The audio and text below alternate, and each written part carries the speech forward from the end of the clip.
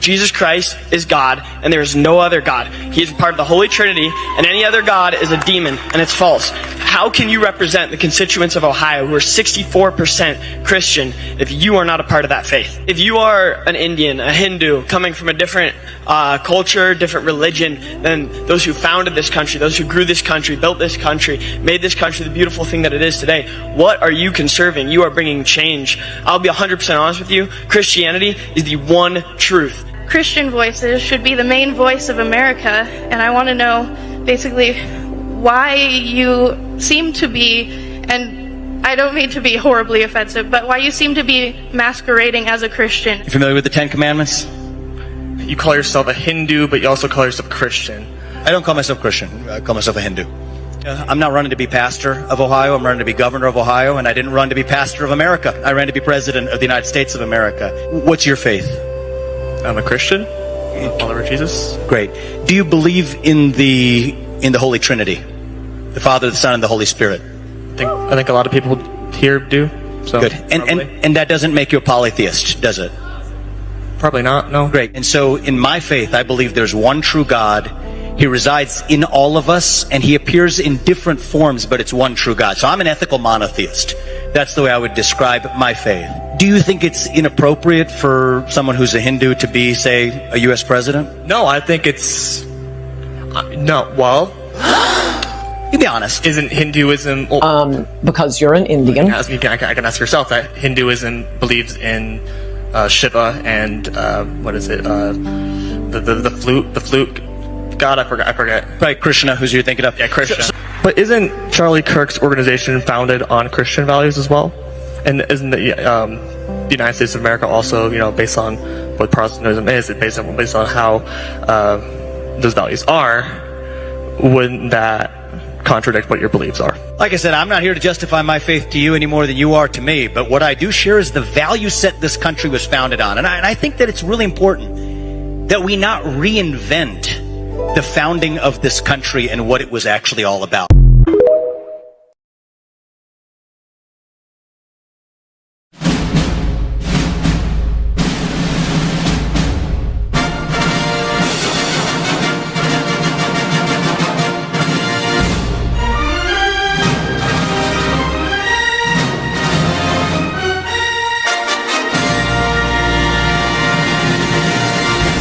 So y'all just heard that very interesting exchange right there, and this was an event that Ramen Noodles went to. And before I really get into it, this is my first video talking about ramen noodles in a very, very long time. I think it's probably been nearly a year or so, maybe even longer, since the last time I spoke about ramen noodles. And he went to this event, and it was hosted by Turning Point. And I knew immediately that it was Turning Point because the person who was holding the microphone, I could see their lanyard had the Turning Point logo on there. And it's also not lost on me that the people that were being asked questions, well, not asking questions, allowed to ask questions to ramen noodles, happen to all be white. And they're all young. Like, all of them look like they're definitely in their 20s and early 20s at that. Like, none of them look like they're knocking on 30's door anytime soon. So I thought that was very interesting, to say the least. So he's up there talking, and they're basically discussing, his religion and his faith and his belief and all this, that, and the third. And it's like, yes, they're talking about, your religion, and that's the mask, that's the disguise that they're going with. But really, it has everything to do with him being an Indian. As we all know, he's from Ohio, but he's first generation born because his family migrated over here from India. So he's a first generation born American, Indian American at that. And over the years, Ramen Noodles has basically done everything that he can to basically be over there with that group. Mainly white people and MAGA and all that, this, that, and the third, for so long, even so far as we all know how we've come to know him and loathe him, in him throwing black people, especially black Americans, under the bus every chance that he got. I mean, the receipts are long. The digital receipts on him are long. Like, you just can go on any platform for the most part with videos or any article and just look to see some of the stuff that he has said about black people. You can even go look at my videos and look at the times that I've talked about him, and every single time for the most part that I've spoken about him was when he was throwing black people under the bus. So when I saw this video, I could honestly say I didn't feel bad for him being roasted by those individuals up there. Those are the people that he decided to go ahead and run with every chance that he got.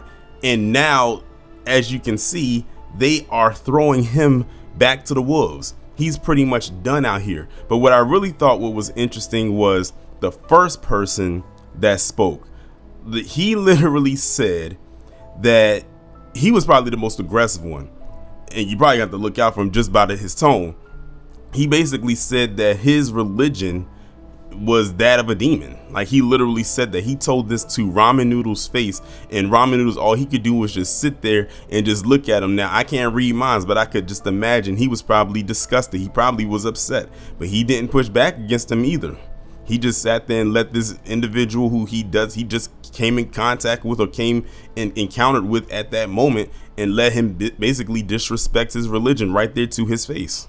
Jesus Christ is God, and there is no other God. He is part of the Holy Trinity, and any other God is a demon, and it's false. How can you represent the constituents of Ohio who are 64% Christian if you are not a part of that faith? If you are an Indian, a Hindu, coming from a different culture, different religion than those who founded this country, those who grew this country, built this country, made this country the beautiful thing that it is today, what are you conserving? You are bringing change. I'll be 100% honest with you. Christianity is the one true.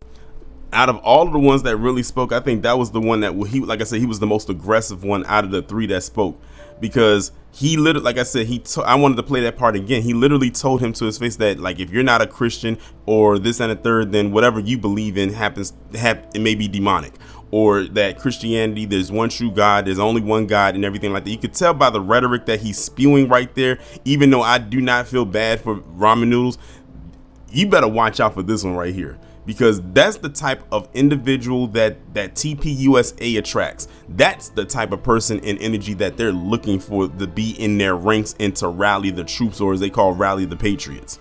Like, he literally told him to his face. Now, this is a person who's probably young enough to even probably be Ramen Noodle's son if Ramen Noodles had kids at a very early age. Like I said, he looks like he's barely into his 20s. And that's the type of people that they like. That's the people that they attract over there. And he said what he said and did not mince his words. He didn't. He barely stuttered. He basically got out what he wanted to say. And Ramen Noodles, all he could do was look at him with that blank stare on his face and that fake smile and grin that he loves to do so much when he knows he's caught up in the trick bag. The other part that I wanted to get to in this, I'm kind of bypassing what the girl had to say, because basically her part was very short. She just basically said that you appeared to be masquerading yourself as a Christian, and then that was pretty much all she had to say. But I wanted to also focus on this third guy right here, more so because of how he chose to kind of respond to something that Ramen Noodle said in the vein of there being only one true God, but basically worshipped or celebrated in multiple different ways. And the way that the guy responded or did not respond told everything for me what they want as far as a person who's leading the establishment. And so in my faith, I believe there's one true God. He resides in all of us, and he appears in different forms, but it's one true God. So I'm an ethical monotheist. That's the way I would describe my faith. Do you think it's inappropriate for someone who's a Hindu to be, say, a U.S. president? No, I think it's... No, well...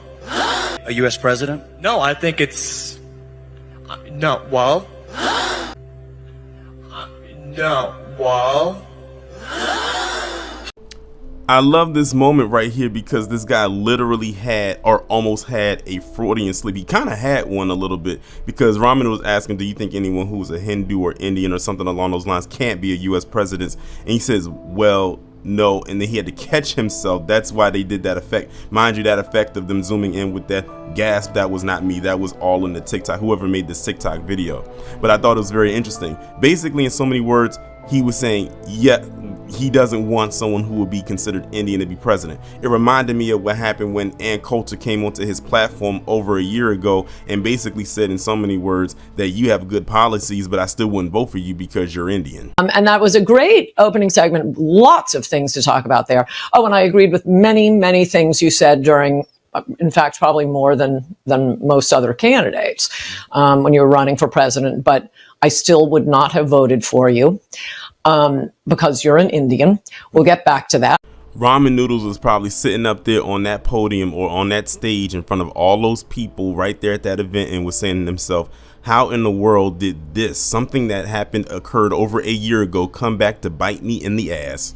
And look at where we are over a year later. This moment right here should have told him at that time what they thought of him, because Ann Coulter was the one who set it off. She said it out loud. Many people were being nice with him, but they really wanted to say the same thing, but she wasn't being nice with him. She flat out told it like it was to his face and let him know, look, you have all these good things to say, you say all the right things, but at the end of the day, you're still an Indian. No one's going to vote for you. Remember, these are the same people that went through 8 years of Obama and couldn't wait for him to get out of office. Why do you think they ran and flocked to go vote for Trump the first time? It wasn't because many of them believed in his policies. They loved what he had to say. He was a celebrity. He had a good mouthpiece. But really it's because they wanted to get what they felt was the stench of Obama out of the way, and the only way they could do that was by putting Trump in office. Some of them probably didn't even want to do it, but he said all the right things and they liked it. Hell, this man's the same one that said that his supporters aren't smart, and they still, and to this day, they still aren't smart, and they put him in there because they felt he was going to save America. Remember, all he had to do was say, make America great again, and they ate it up. And they're still eating it up. And they'll do it even after he's out of office. That's the crazy part. So Ramen Noodle, you really didn't stand a chance at all. He did all that butt kissing, all that tap. Yes, he tap danced. He threw us under the bus because that's part of the process. And you're still not getting anything. I guess at the end of the day, like I said before, over a year ago, I had said that if he does not win the presidency or he drops out, he's going to run and do a podcast. This right here, that this screenshot you see was from his podcast that he did with Ann Coulter back in May of last year. So I guess that's probably what he's going to end up running back to do, because I don't see how anybody's going to vote for him to be the governor of Ohio. I just don't see it happening. But at the end of the day, this is his karma, and it could not have happened to a more deserving individual. Y'all let me know what y'all think about this down in the comments, and I will talk to you in the next one.